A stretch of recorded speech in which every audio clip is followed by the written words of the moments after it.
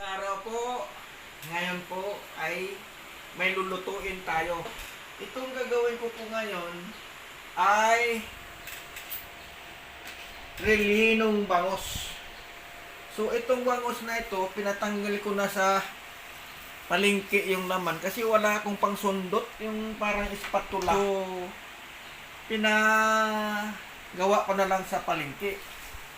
So ito ang mga rekado niya. Meron tayong bawang, sibuyas na pula, sibuyas na puti, itong bell pepper red and green, carrots, meron tayong orange, green peas, itong ating pasas, itlog, at saka asin, paminta. Meron akong pinalaga itlog ng pugo. Mga kalahating baso lang o kaya kalahating cup. Ganyan. Tamang-tama lang siya na maubos yung tubig. Lagyan ko lang siya ng asin, konting asin, paminta na durog. Tatakpan.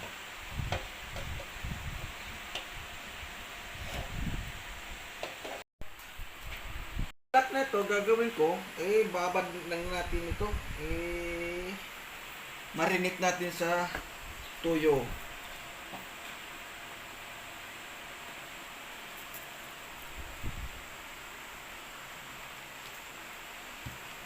At saka itong lemon, higaan natin ng lemon.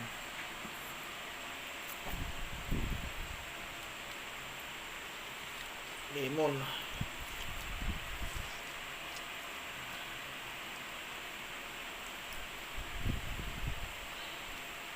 Malinis kamay ko ha. Ayan.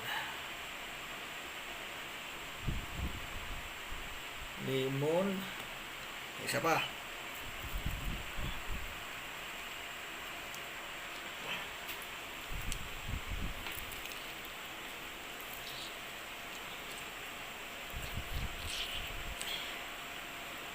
Yan. Galin lang natin buto.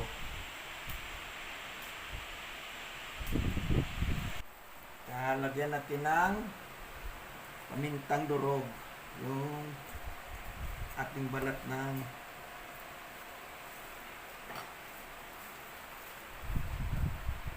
bangus. Ayan, haluin lang natin ngayon.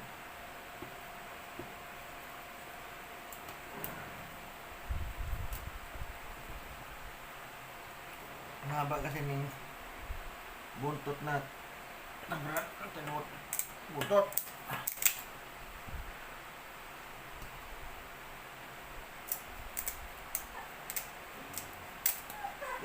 Yes. Babaliktarin ng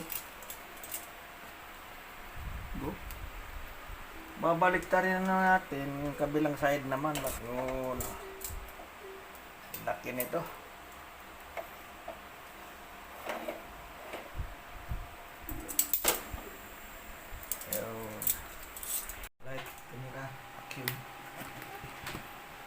So, ito na po ang ating nilagang laman ng i-cool down sana natin. Okay na.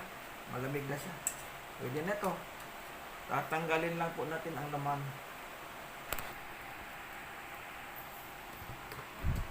Matrabaho lang ito pero pag natapos ito, masarap ito.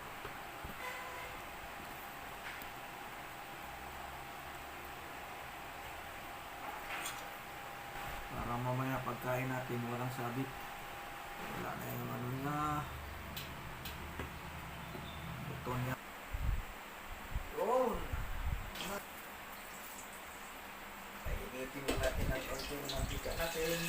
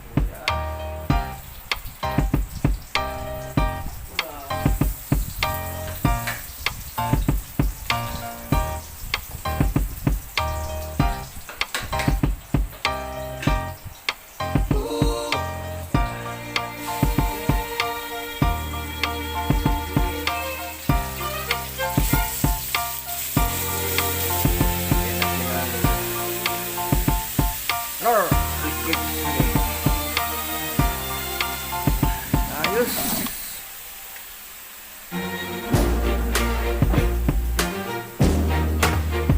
Bango.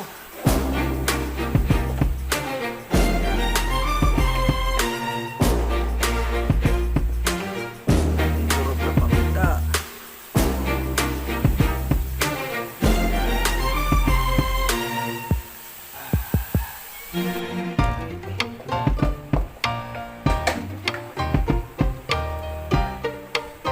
Ating carrots.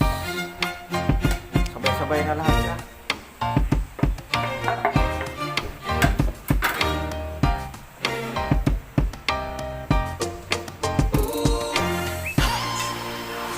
Yan ang basa. Ito yung ubas.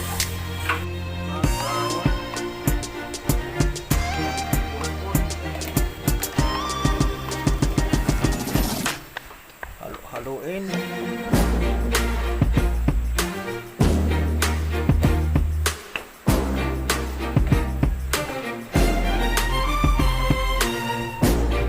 Tapos, lagay na natin ang ating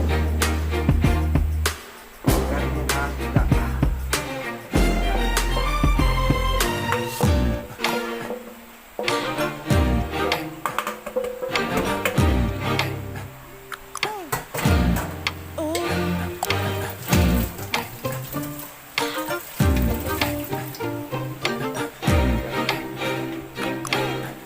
Haluin. Halo-halo. Para ma-mix. Ito ang ating green fish. Nilagyan ko ng itlog to. Ang purpose ito paglagay ng itlog para po kumapit itong mga lamang isda at saka ito, hindi siya makakahiwa-hiwalay na ilagay natin sa loob natin. Tapos balat. Kasi kapag mainit pa, ilagay natin dito, maluluto ang balat, butas. Ilalagay na natin. Laman, palaman sa loob. Dito. Very good ate ah, nagano masasabi.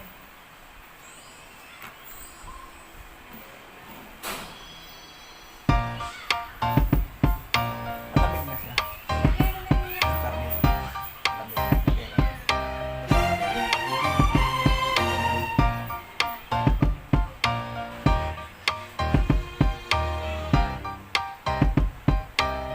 na.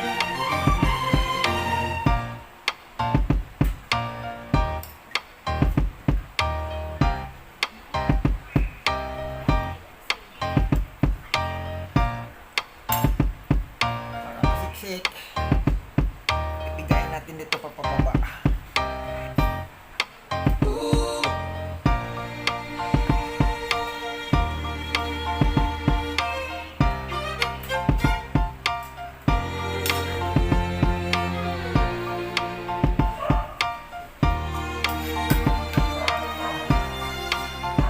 Aba.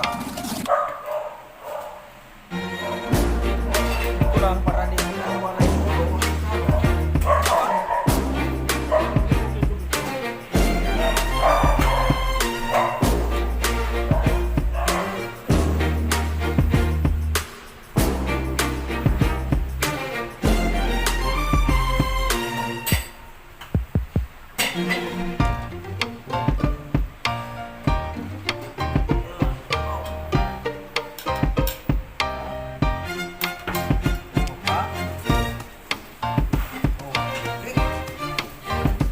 Ngayon,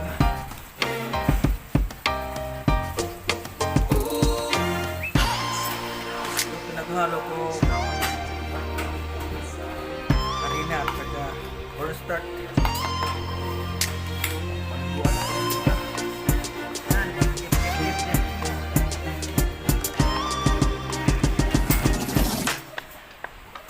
Harina at saka start siya bago natin